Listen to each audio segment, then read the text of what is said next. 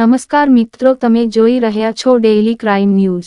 માંડવી તાલુકાના કોડાઈ ગામમાં વરસાદ કારણે દિવાલ પડી ગઈ। માંડવી તાલુકાના કોડાઈ ગામમાં હજામ ફળિયામાં રસ્તા પર આવેલ વર્ષો જૂના જમાના એક મકાનની તારીખ 30 જૂન 2024ના અતિ ભારે વરસાદના કારણે દિવાલ પડી ગયેલ હતી। દિવાલ પડી જવાથી કોઈ પણ જાનહાનિ થઈ ન હતી।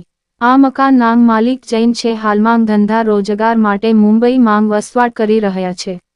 રિપોર્ટ બાય મુસ્તાક હાલા, કોડાઈ, કચ્છ।